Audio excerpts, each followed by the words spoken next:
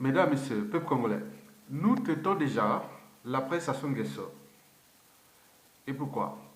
Parce que le futur, c'est tout justement le passé et le présent qu'on ignore.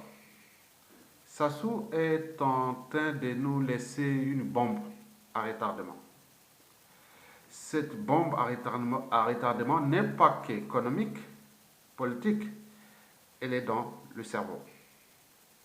Et donc, nous allons rentrer dans la tête de Sassou Nguesso. Nous allons rentrer dans la tête de Sassou Nguesso. En posant la question de savoir pourquoi Sassou Nguesso fait du mal aux autres, à ce pays. Est-il conscient du mal qu'il fait aux autres et à ce pays? Mesdames, Messieurs, peuple congolais,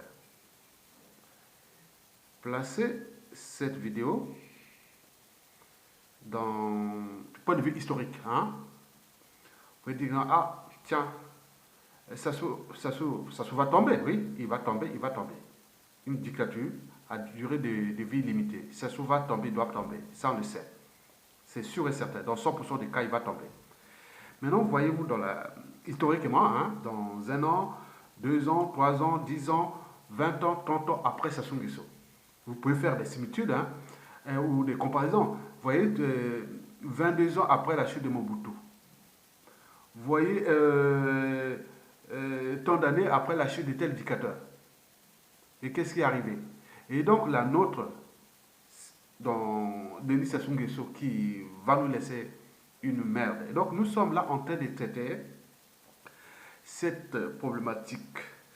Donc, cette vidéo est une réflexion intellectuelle et citoyenne à la fois. Pourquoi intellectuelle? Parce que un intellectuel, c'est un lettré, libre et dégagé, qui fait part de ses analyses, de ses points de vue sur des problématiques et sur des enjeux plus ou moins partagés. On peut les partager ou non, mais on est là dans l'esprit critique, l'esprit de la raison, l'esprit de la transmission et autres. Moi, je l'ai toujours dit que quels que soient les enjeux, ma conscience sera toujours au-dessus de l'appartenance. C'est que j'ai défini, moi, ma liberté de conscience.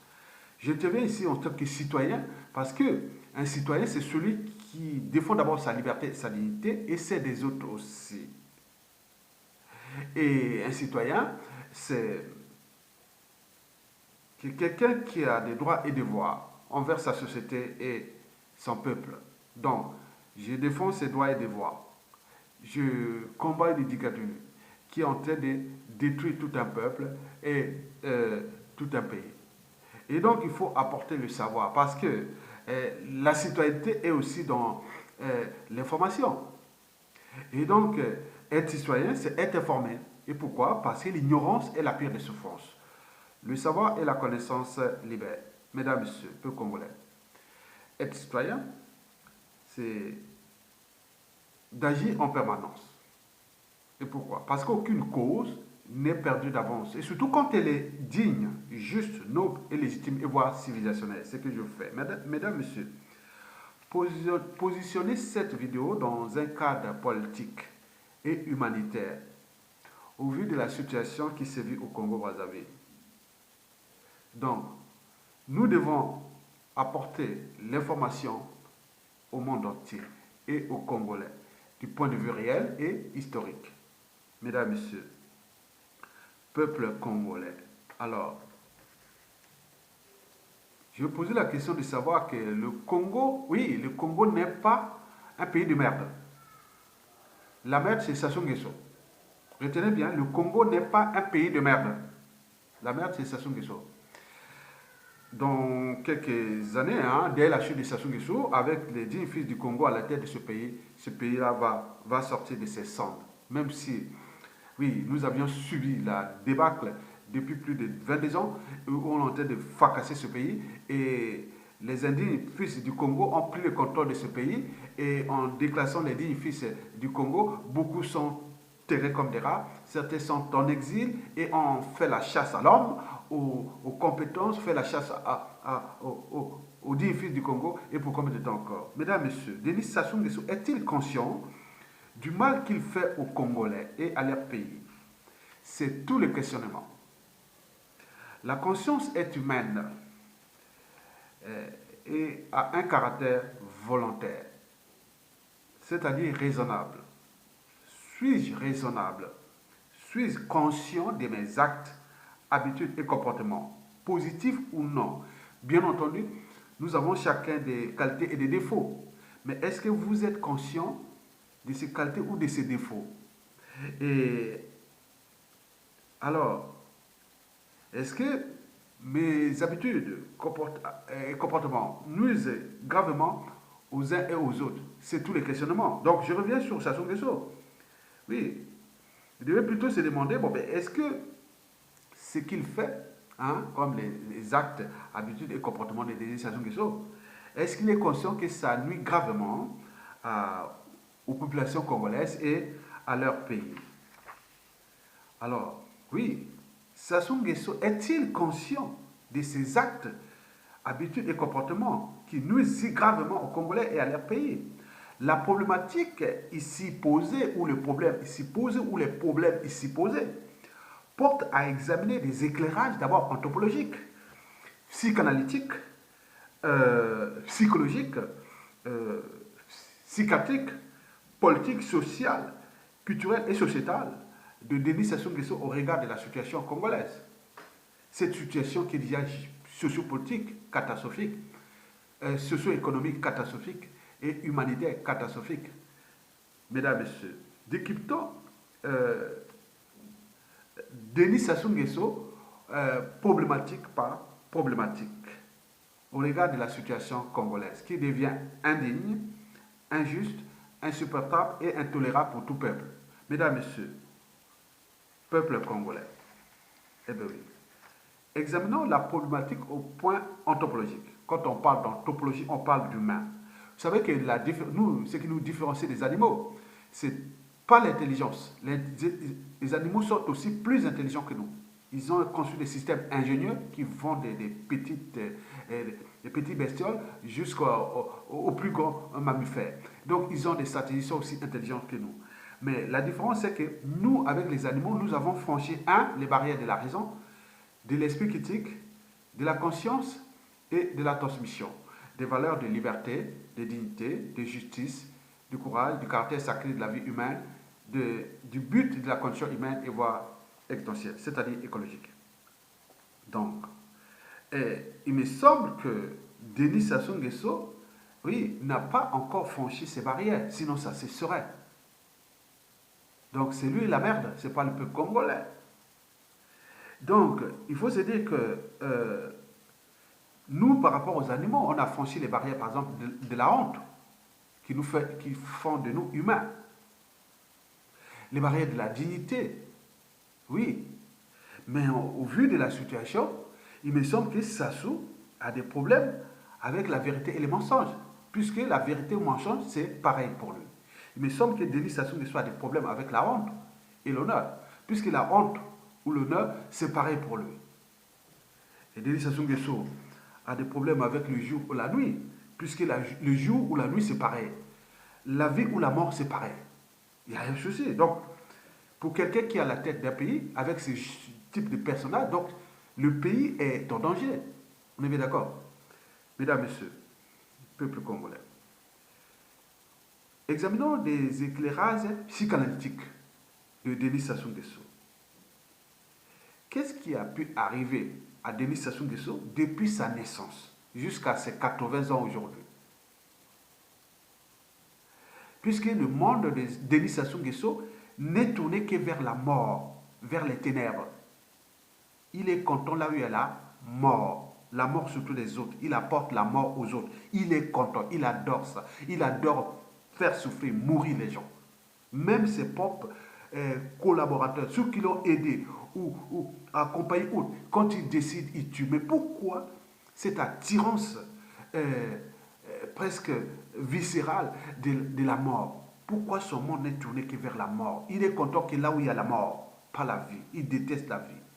Donc c'est tout ce questionnement qu'on doit se demander du point de vue psychanalytique, c'est-à-dire depuis son éducation, qu'est-ce qu'il est arrivé. Donc il faut des spécialistes pour voir Sassou Nguesso, le jour, il est né, son papa, sa maman, sa vie, il était comme ça. Pourquoi il est arrivé que ça? Est-ce que c'est inné ou c'est acquis en fonction de l'environnement? Donc il faut se demander, est-ce que c'est un assassin né ou c'est acquis? Est-ce qu'il y a un effet d'entraînement ou de conditionnement, voire même d'être sous emprise des comportements antisociaux et criminogènes qui se incarne aujourd'hui? C'est tous les questionnements que nous devons demander ça, parce que le but de cette vidéo, l'enjeu, c'est quoi? Éviter que nous aurons répéter des profils de type Sassou Nguesso à la tête de ce pays un jour ou l'autre. Mesdames et messieurs, peuple congolais, faisons maintenant des éclairages psychologiques. Sassou Nguesso, oui, il a l'énergie de détruire les autres. Bien sûr, c'est quelqu'un de mauvaise foi. Il est rancunieux. Il est méchant. Il est jaloux. Et tout ça. Mais pourquoi? Qu'est-ce qui s'est passé du point de vue psychologique? Est-ce que c'est en liaison avec sa psychanalyse? Il n'y a que les psychanalystes et les psychologues qui peuvent étudier cette problématique. Pourquoi Sassou Nguesso, c'est comme une énergie, met tout son cœur à détruire la vie des autres. Il met tout son cœur, il fournit de l'énergie. C'est bien que c'est comme un investissement à détruire les uns et les autres. Mais après lui, combien d'autres victimes? Puisque nous sommes maintenant entraînés et conditionnés. Et donc nous sommes dans un environnement de repères. Donc Sassou Nguesso donne des repères aux autres. Ils disent non, mais tiens, Sassou Nguesso a pu faire ça, mais pourquoi pas moi? Donc nous avons des cyniques, des névrosés et tout compagnie. Donc dans la population générale, on ne sait pas. Vous avez vu les drames qui sont arrivés à la fin de chaque dictature, on se retrouve au bras d'une autre dictature. Donc vous avez compris. Donc nous sommes là pour penser déjà l'après, pour que ces crimes, ces drames et autres ne puissent pas se répéter de manière aussi abusive que comme se le fait Sassou Nguesso aujourd'hui. Mesdames et messieurs. Donc, les éclairages psychologiques en liaison avec la psychanalyse de Denis Sassou Nguesso doivent être mis en place. Si on avait les bonnes universités, on pourrait faire des traités de ça pour étudier ce comportement. Il faut que les Congolais, aujourd'hui, à la chute de Sassou Nguesso, ceux qui font les études de psychologie ou de la psychanalyse, commençons déjà à étudier, puisque vous aurez des sujets de réflexion universitaire sur cette problématique Sassou Nguesso, pour que nous ne répondons pas des types d'individus comme ça dans la population. Pour les détecter, dès qu'on détecte des signalements qui au niveau politique, non, arrêtez, il faut mettre tous les moyens pour que cet individu ne puisse pas avancer, parce qu'il risque de prendre le contrôle d'un pays et entraîner tout le monde dans la boue, comme le fait Sassou Nguesso, mesdames et messieurs. Au point de vue psychiatrique, la psychiatrie, on tire de la folie, maladie mentale, on a vu que Sassou est officiellement fou. Et pourquoi? Parce qu'il prend du plaisir. Quand on parle du plaisir, c'est une forme de perversion.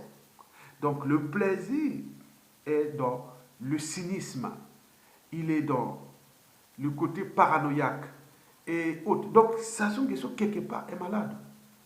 Et donc vous devez comprendre que c'est comme on a vu par la plupart des criminels ou des tueurs en série, ils disent non mais ils cherchent des moyens pour venir, ils donnent des signes pour qu'on l'arrête, parce qu'il est dans le plaisir, il est rentré dans le mal, il est tellement dans le mal, il ne se rend même plus compte, parce qu'il est dérangé, il est mentalement malade. En parlant déjà de la psychanalyse, son parcours, puis de sa psychologie aujourd'hui, de sa psychopathie, sociopathie. Mesdames, Messieurs, peuple congolais. Faisons des éclairages politiques, oui. Sassou Nguesso ne respecte ni ses propres institutions, ni ses propres constitutions. Il ne fait qu'à sa tête. Il construit les lois, règlements à lui-même. Il fait les mêmes lois qu'il fait. Il fait qu'à sa tête. Donc, cela nous ramène à la problématique anthropologique de Sassou Nguesso déjà. Est-il humain? Est-il affranchi les barrières de la raison, de l'esprit critique, de la conscience? Et s'il est conscient de ce qu'il fait? Mais on peut aller plus loin. Aussi de sa psychanalyse. Oui, est-ce que Sassou Nguesso, oui, est-ce qu'il est là dans les caprices d'enfance? Est-ce que son cerveau juvénile n'a pas évolué? Donc il est resté là dans les caprices d'enfance. Oui, il ne fait qu'à sa tête. Et dans ces caprices d'enfance, donc il y aura certainement des conséquences à venir à l'échelle congolaise, puisque le fait d'entraînement, de conditionnement est là. Donc Sassou Nguesso, au niveau déjà politique, Donc nous sommes en danger puisque dans toute organisation, qu'elle soit État, entreprise ou association, quand il y a un dysfonctionnement, c'est celui qui a la tête qui en est responsable. Placer un criminel, un gars comme ça à la tête de l'État, nous voyons les conséquences. Donc l'enjeu n'est pas de s'indigner. L'enjeu c'est de dire non, nous sommes pris en otage par un forcené, un terroriste, il est là, donc nous sommes individuellement et collectivement en danger. Mais après, ça sont des choses aussi, puisque dans la règle d'or, ne faites jamais autrui, c'est que vous ne voulez pas qu'on le fasse vous-même. Nous sommes aujourd'hui entraînés et conditionnés aussi à quelque chose qui peut arriver, parce que ne soyons pas des naïfs. Il y a des gens au creux de leur lit, ils disent non, ça sont des choses a pu faire ça, pourquoi pas moi demain? Donc, c'est ça les dangers. Mesdames, Messieurs, quant aux éclairages sociaux, oui, Sassou Nguesso ne respecte pas des normes sociales. Ça n'existe pas. Les repères sociaux et tout compagnie, ça n'existe pas. Donc cela revient à repositionner les éclairages psychanalytiques. Et donc, de Sassou Nguesso, est-ce que Sassou Nguesso a-t-il été éduqué dans son enfance jusqu'à ce qu'il arrive? Est-ce qu'il a été simplement élevé à laisser à l'abandon? Il faisait comme l'on voit les enfants abandonnés. Hein? Donc tous, il faut aller repartir. Donc ça impacte sur le comportement de Sassou Nguesso aujourd'hui. Mesdames et messieurs, il faut se dire que au niveau de ces éclairages sociaux, oui, Sassou Nguesso est devenu antisocial. Son régime, déjà, son passif est antisocial, la nature de son régime est antisocial, et lui-même antisocial. Et donc, nous sommes là en danger, vous comprenez? Et il faudra aussi mettre des éclairages culturels. Qu'est-ce qu'on apporte comme valeur?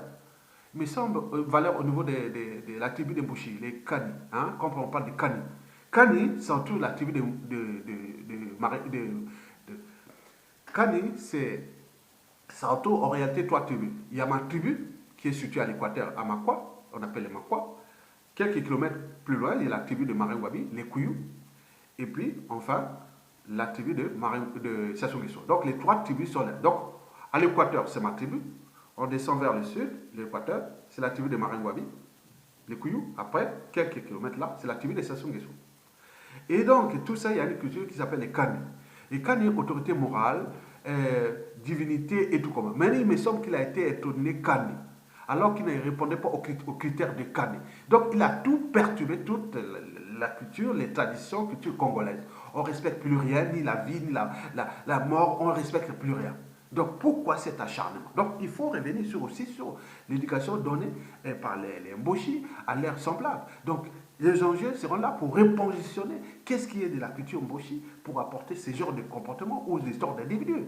Pourquoi ces Mboshi sont toujours tournés vers, oui, tout ce qu'on connaît, puisque l'image de cette tribu est souillée par Sassou Nguesso. Elle va rester pendant encore des années. Et donc, ça aide de prendre la responsabilité. De dire, non, mais nous, au niveau Mboshi, qu'est-ce qu'on fait? Moi, je fais mon travail au niveau de ma tribu Makwa. Je le fais. Et on dit non, Aya, c'est l'honneur de Makwa. Donc, il faut des repères, il faut des références. Eh bien oui, bon, dans toute communauté, dans un pays, il faut des repères, qui soient intellectuels, politiques, sociaux, culturels et tout compagnie. Mais Mboshi, quels sont les repères qu'ils apportent aujourd'hui au niveau d'Mboshi? Rien du tout. Donc, c'est un problème qu'il faudra bien pour repenser après Sassou Nguesso. Dans le cas de la République fédérale, est-ce qu'on va laisser une région semi-autonome de Mboshi? On va voir comment ils se comportent, comment on va. Donc il y a tous les questionnements qui sont là au niveau des institutions nouvelles que nous sommes en train de préparer l'après Sassou Nguesso. Vous avez tout compris. Enfin, les éclairages sociétals, ça veut dire que comment toute une société se laisse berner, hein, détruite par un être mortel qui va partir et leur laisser une poudrière, sans qu'ils puissent agir. C'est tout le problème au niveau civil, politique et militaire. C'est ce que ça se fait, et avec tous les indicateurs sociopolitiques, socio-économiques, humanitaires qui sont catastrophiques, tous les indicateurs macroéconomiques, et tout au rouge, et tout, et voilà, non seulement l'image du Congo, le Congo est descendu si bas, il est arrivé le Congo pour être peut-être un pays parmi les pays émergents, maintenant là, il est au quart monde.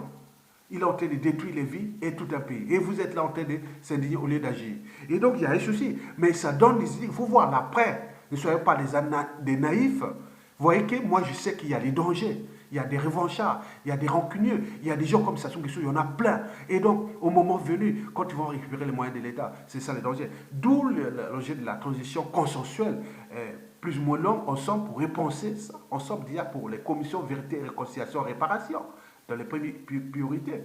Repenser aussi les problèmes des audits de l'État, hein, des états généraux de la nation, des institutions nouvelles pour une nouvelle république, et où il sera peut-être plus fédéral, avec les pouvoirs autogérés depuis les zones tribales, où il y a des régions écologiques. Nous sommes nous sommes le bassin du Congo, le deuxième poumon d'oxygène de la planète. Il y a le premier réseau hydrographique du continent, des forêts, de tout ce que nous avions. Donc il y aura peut-être des régions qui seront purement écologiques et autres. Donc je peux aller chercher des partenaires économiques dans n'importe où, ou des partenaires écologiques autres, pour venir investir dans ma région, et sans passer par Brazzaville ou autre. Donc des régions semi-autonomes, ça va arriver, ça devra arriver. Et vous avez tout compris.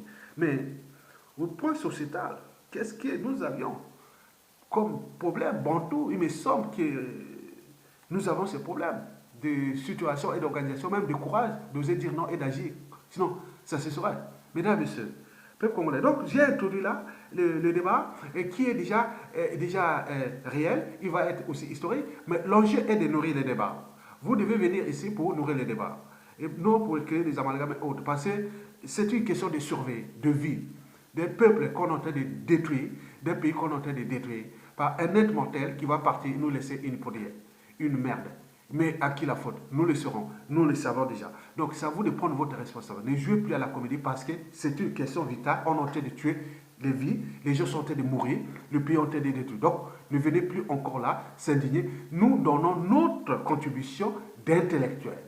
Et donc, il y a des gens qui sont des militaires, il y a des gens qui sont sur le terrain, donc tout le monde ensemble pour le faire partir, il doit partir, il va partir. Et vivement l'affaire de la dictature la plus sauvage, la plus féroce du continent noir en ce début du XXIe siècle. Mesdames, Messieurs, peuple congolais, seule la lutte libère. Mesdames, Messieurs, je vous remercie et à bientôt.